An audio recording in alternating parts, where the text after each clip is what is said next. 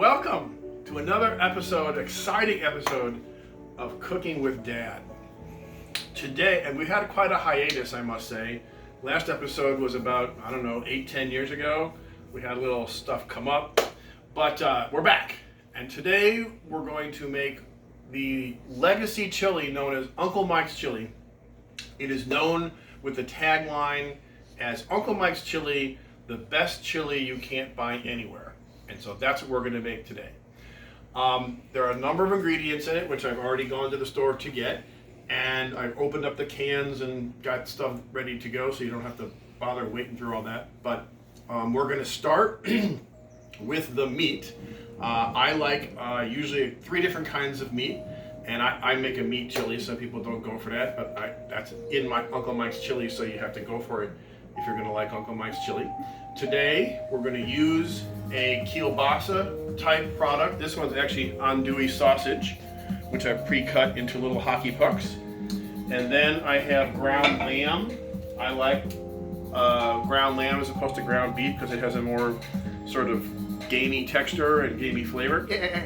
And then I have a sweet Italian sausage, which I have procured for this. And I like this because it has fennel in it, and I like that sort of fennel-y, sweet, licoricey flavor.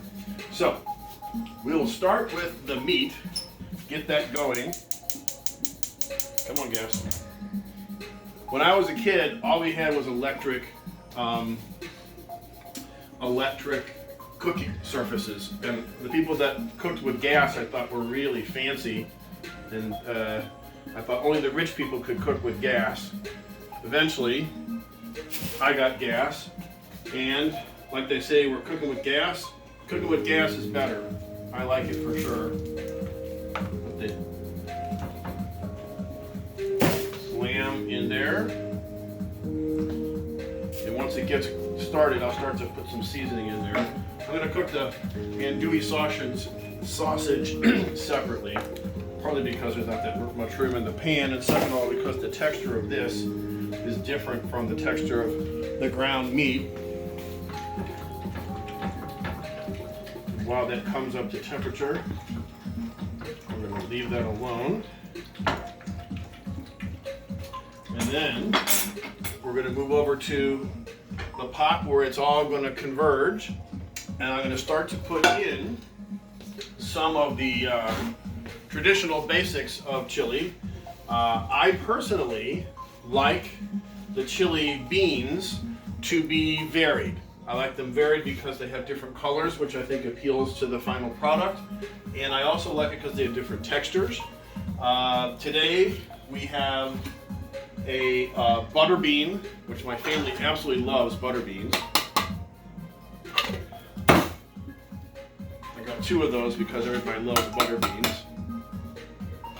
Always put the top back in because that freshly cut top could cut you like a banshee. And people who put their hand in the trash can to smush it don't know you put those in there. So make sure you put those tops back in there. We have great northern beans. Normally when I do the beans, I drain them because the juice that's in the bean, even though it's really a juice, you have to boil it off to get there. It has flavor in it, but the red beans, the kidney beans, I actually use the juice to contribute to the volume of the chili.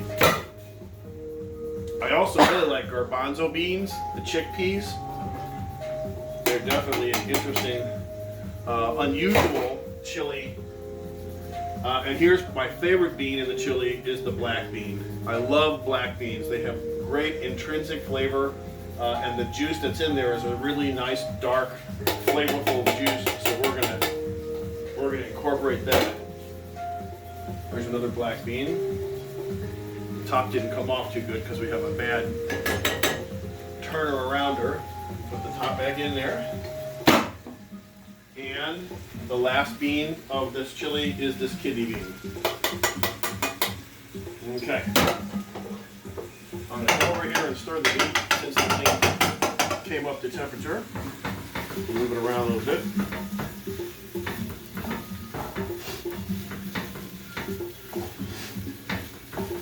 Okay. Now, the next thing that's in regular chilies is tomato stuff. I usually get crushed tomatoes, diced tomatoes. There's a whole bunch of things you can get. This is diced tomatoes, and of course the juice that's in there you need for the chili. So there's no draining that. If you were to drain it, when you go around, if you have a conventional turnaround can opener, you leave a little speck that's not cut, and you put your finger over it and turn it over so you get the juice out. To get that open, you squeeze the sides of the can, and it makes it come up and get like a butter knife, and then you can kind of twist it up and do like that. Because this thing, I'm telling you, I cut myself on this once. My dad cut himself with that. It was not good. So be careful with the tops of those cans. Here is something that is crushed tomato. It has some basil in there, so we'll go with that.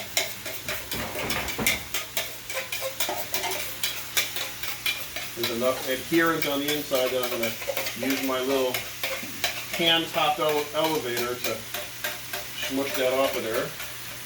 And then, again, put the top in. Here are some chipotle peppers in a can. People sometimes use chili powder, which if we had some, I would use it. But this is actually real chipotle peppers with the sauce. And they'll break down in the chili. You don't have to cut them up. A lot of this stuff kind of breaks down when you cook it. And the reason why we're cooking it today is that Uncle Mike's Chili is a traditional meal for the Super Bowl, which this year is going to feature the Kansas City Chiefs and the San Francisco 49ers. This should be an interesting game. We used to have the Rams, but they ran off. They didn't make enough money here. Here's another thing of tomatoes. This one is diced, and it has some green chilies in it. And of course, we'll use the juice in there. I hear the meat sizzling in the background, so we're going to have to turn around and give that a little attention. Like any good cooking, you got to move back and forth. Turn that over. Yep, that's coming along nicely. And as it cooks, we can begin to break it into smaller little pieces, which will distribute through the chili better. And it's too early to put some spices in that, but you can see that some of the fat is coming out of the meat, which will be good because we're going to cook some vegetables in that fat. So we don't have to add any fat. Okay, back to the can. So here are some green chilies. I love green chilies. You can get these from Trader Joe's, fire roasted green chilies, and they're not too hot. My goal in cooking this chili is to think about everybody that's going to eat it, not just me. I actually like food that's pretty spicy. And people who eat food that I spice for myself say, "Oh my God, that's so spicy," and I say, no, it's just flavorful. For a can like this, which we're going to open up again, it has that pull top. I have a heck of a time getting my little fingers underneath there, so one of my little kitchen tricks is to use a butter knife. You could lift that up to start it, and then pulling it open is a piece of cake. Okay? In you go. Oh, look at that. We don't want to do that. Never put the can top in there. And another thing I will tell you is, when you cut the top off, especially with a conventional can opener, the edge, which you just cut open, sometimes has little metal fragments. So you got to be really careful that you don't produce metal fragments in your food, which is why I advocate for something that has a thin blade, and you squeeze the can so you can just get underneath it and lift it up so there's minimal manipulation around the perimeter, because nobody knows what it happens to your intestines with metal shavings, but it's probably not good. And the last thing I'm going to add from here is a Trader Joe's sun-dried tomato bruschetta, which contains sun-dried tomatoes, green olives, and olive oil. And that'll be the last thing besides the meat and the vegetables that goes in there. Don't forget to recycle. The planet needs you. The planet can't recycle for itself. It needs helpers. And that's us. We're the helpers. think about the next generation and generation after that. Alright. So we'll wash that out a little later, so we put it in the recycling bin. And so now we will stir that up. And it turns out that with this much volume, to heat this up, it's going to take some time. There's a lot of mass to absorb energy, so we're going to put this on the burner. And I think the key to this is to cook it on a pretty low temperature. There's no value in going fast, because remember, we're going to be cooking it for a couple of days. So let that come up to temperature.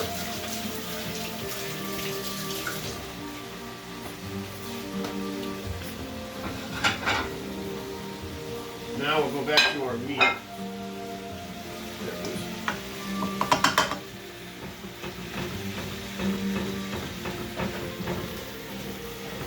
If we only had an aerial view. Aerial!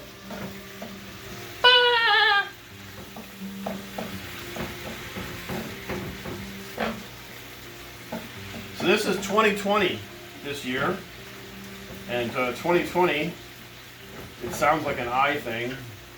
For all those crazy eye doctors that do eye things, they're probably having a good old time with 2020. But it's just hard to believe, because I remember when I was a little bitty kid, and I collected coins, which I did ever since I was a little kid. My dad would give me like 3 cents.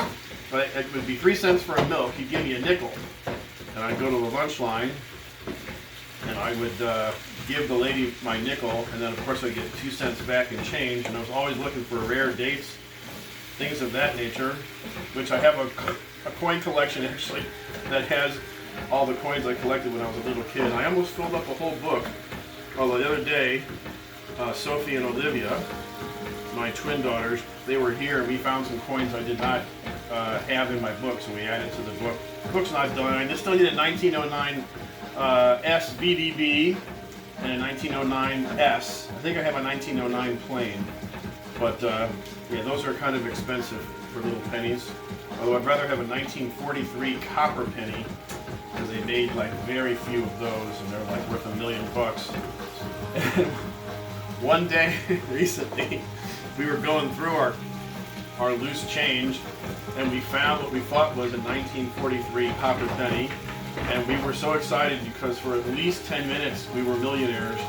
But upon closer inspection with the magnifying glasses, we decided it was really not in 1943, but instead it was in 1945. But it was kind of fun for a little while. Just to keep things going, I'm going to cook the vegetables in another pan. And, oh, look at that. The camera assistant has come up with one.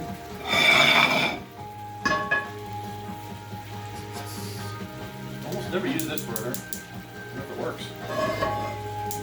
It does. Throw a little olive oil in there for the vegetables. Let that come to temperature. Another funny thing that was short-lived but was fun is one of my patients gave me an antique violin for a gift, just because I had helped her with her dad who had macular degeneration, and I think I saved him from going blind actually, but she was forever grateful and still remains so. Anyway, so one of her friends has an antique store, and she knew I like instruments, so she bought me an antique violin, which I thought was very nice, and she gave it to me. And the case, it smelled like it had been in an attic for 1,000 years. And I looked, of course, as I would, I sort of cleaned it off a little bit and looked on the inside, which is where they have the information about like who made it and maybe the year that they made it.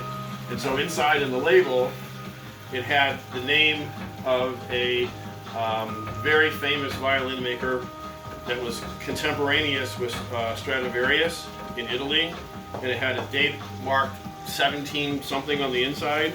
So I didn't know who that was. I looked it up, and turns out it was some like really famous person, and that if that was really what that was, it was a multi-million-dollar violin. So for a little while, we thought that the lady gave me $1 million violin, just trying to be nice. But we have a place here in St. Louis called Beard and Violin that will appraise violins when stupid people like me, think that they have identified something magical. So we took it to Beard and Violin. The guy holds it up and looks at it. And looks on the inside. Yeah. We're all going, yeah, it's $1 million violin. He goes, yeah, this is not what it says it is. This is a late 1800s student model made in Germany. And I'm thinking, that don't sound half bad. Anyway, it wasn't the Guarnacelli or whatever the heck it was, but it was kind of fun. It reminds me of the 1943 copper penny that we had for a short time, but it really wasn't that either. So be happy with what you have. Okay, now I'm going to start to spice the meat because it is now browned and chopped up pretty good. This is all the chili powder I've got. So we're going to give that to the meat, and I'm going to put this over here for the recycling. I'm a little shy on onions, so I'm going to put some onion powder in there.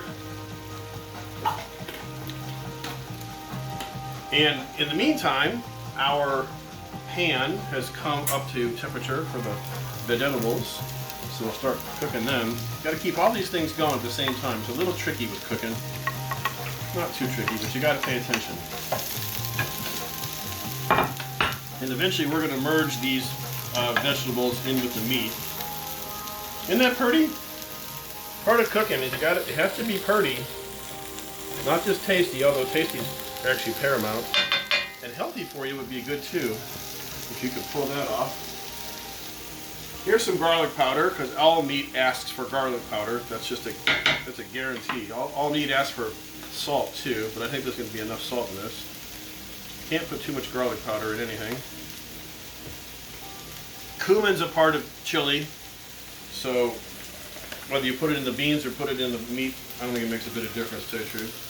So that in there. Eventually we'll start to taste these things. One of my secret ploys for Uncle Mike's chili is to use spices that you would use like for a meat pie, which is a kind of fall kind of meal where you take ground meat and bake it in like a pastry, like a pie shell. And one of the spices that I think is really good in that is clove.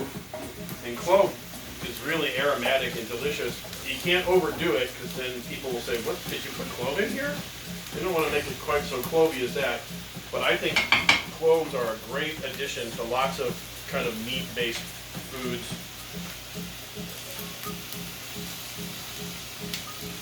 Carefully measured. Here's another spice that my videographer got.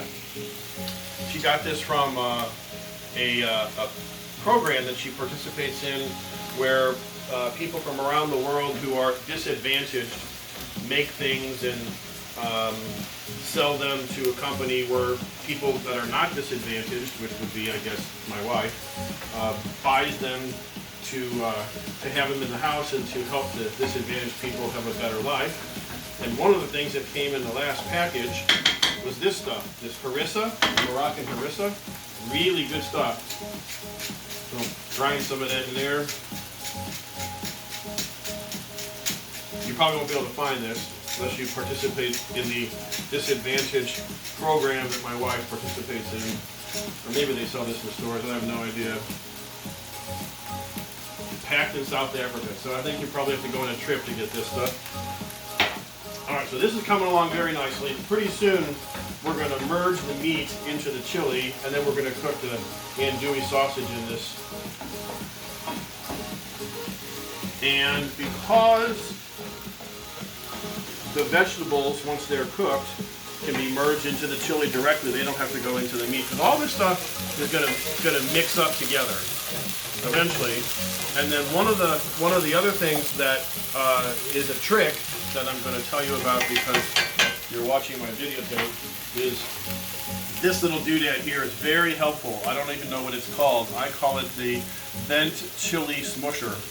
But it's not only a turner arounder, but if you have the chili in there, you can push down on it and you can rupture the beans to make them come out, which thickens the chili, and so all the beans that go in there aren't just for solid individual things. They contribute to the texture of the product that's between the beans and the meat. So the chili smoosher is a good thing to have. The meat is coming along very well. My videographer today, not every day, but today my videographer is my wife. So say hi, Lynn. Hi, Lynn.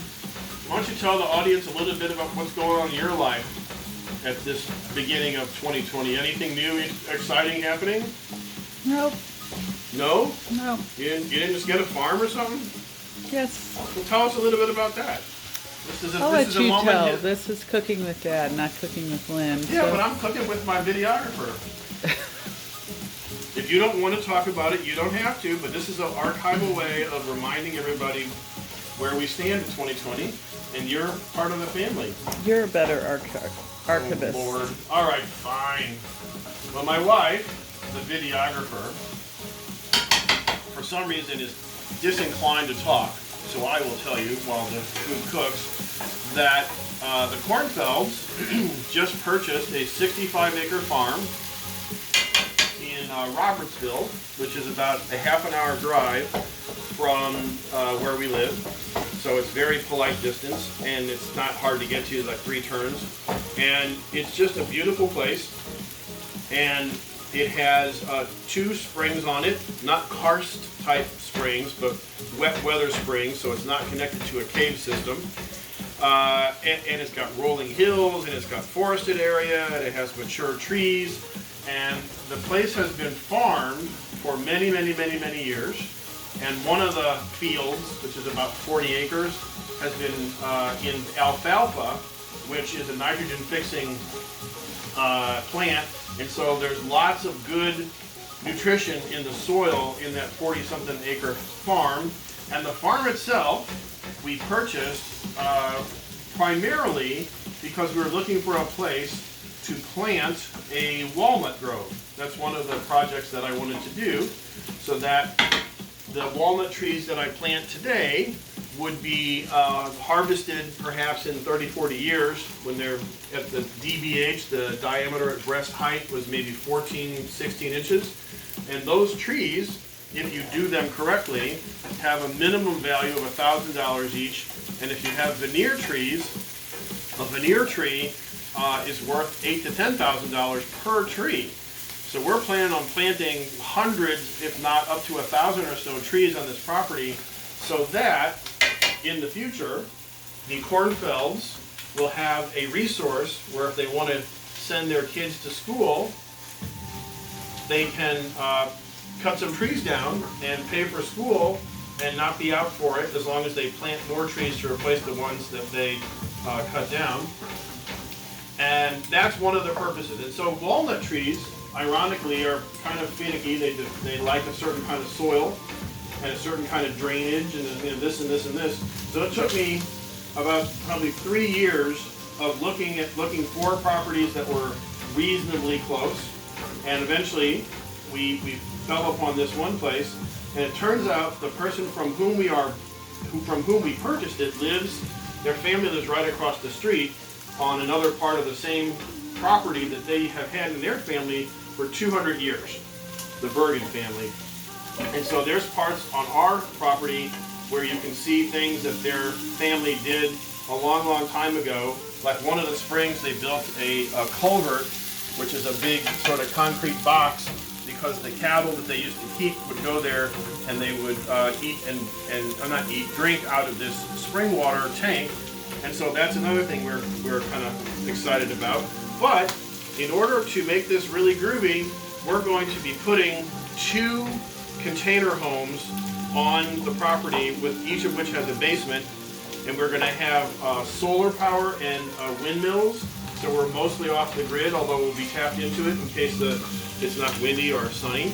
And we're going to have a septic system. So in reality, the place we're going to have at our farm will be big enough to sleep, I don't know, maybe 7, 8 people. And we're going to have a walnut grove and We're going to try and grow some chestnut trees because the American chestnut kind of got decimated from the blight. And so we're going to try and bring some of those back. And we're talking about maybe planting some hops in there and growing some maybe mushrooms in the forest. And really anything we want. I mean, any of the kids or the grandkids, of which we don't have any, will be able to say, oh, I want to grow tomatoes or cannabis or whatever they want to grow. We'll have the ability to do just that any place they want. So what I'm going to do now, I think we've gotten far enough on both the meat and the vegetables. I'm going to start to merge them into the pot with the chili, but I need a hot mitt thing. Here we go.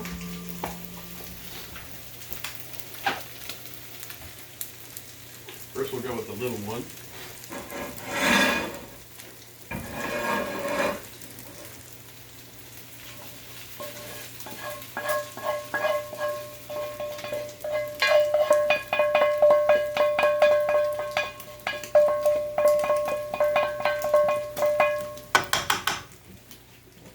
Turn off the burner. And this is going to be a little harder, it seems. That's your 2 mitts? I do, but that's going to be hard to do. I think I'll just scoop it.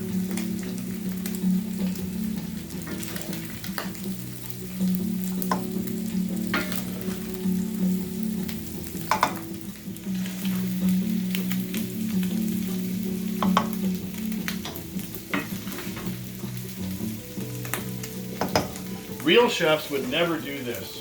They would take a break and have some sous chef burn himself transferring the ground meat to the pot. I do not have a sous chef, at least not one that's living here There's right bigger now. spatulas in the drawer underneath there. What? There's bigger spatulas in the drawer underneath there. Oh, now quit being practical. Aren't you the videographer? Yep. Okay. See? Cooking with Mom, is it? Cooking with Mom is a more practical show, but that we're not watching Cooking with Mom currently. We're watching Cooking with Dad. So far, this is working out fine. Plus, it gives me more time to talk, which all of my audience really enjoys. So many interesting stories; they seem endless, really. So anyway, that's the farm, and there's a lot of really fun things to do out there, and. We're preparing. Oh, another thing we're doing at the farm is one of my patients is a stonemason, and so we're going to build a really cool fire pit there, so that we can have really nice fires and have the family come out. And although I have not seen it yet, it is said that the farm is far enough away from places that have a lot of light, that there's no light pollution at all there, and that you can see all of the stars on a night when it's not cloudy. I have not seen that yet, but one of the most amazing things really on Earth is if you go and you are able to see like the Milky Way. It is a spectacle to behold. Okay, now I'm going to put the andouille sausage back in the pot and get that cooking.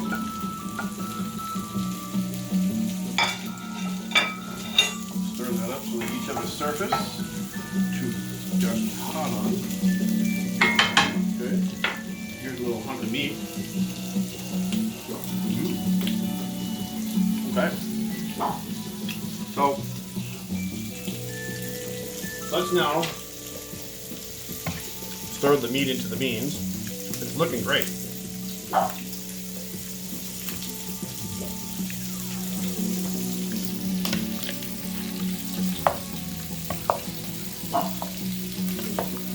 How's your arm? Is it getting tired? Nope. All right. You've been working out just for this production, right? Mm-hmm. Excellent. Look how colorful that is. So now that it's kind of together, I'm going to take a sample bite of that. Again, I don't want it to be too hot,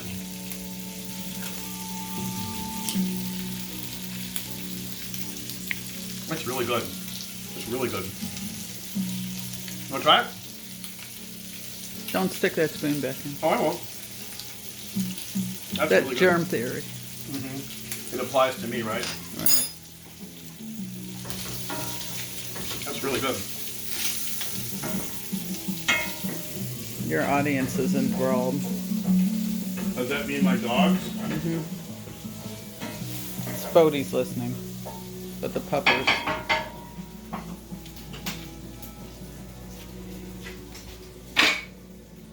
Where are you going, videographer?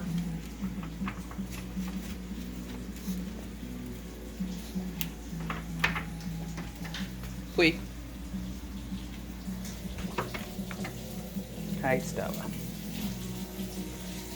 Did you show the audience our little puppies? Stella and Lucy. They're my sous chefs, but they have the day off, so I don't have the benefit of their contribution. I gotta let the big boys in. Come on, Spody and Puig. Let's go. Come on. Puigus. Spody, let's go. You coming in? Come on. Let's go. What is this? You're a dork. Time. No, go ahead. But if you put the burner on too high for the pot, once you got it met up, you'll get like a scald on the bottom, and a scalded layer. First of all, impairs the transfer of heat, but also it imparts a burnt flavor to the food. So because it's on the bottom, you practically really can't get it out of the chili. You could pour it all off, I guess, and scrape it off, but you basically will scrape it off the bottom.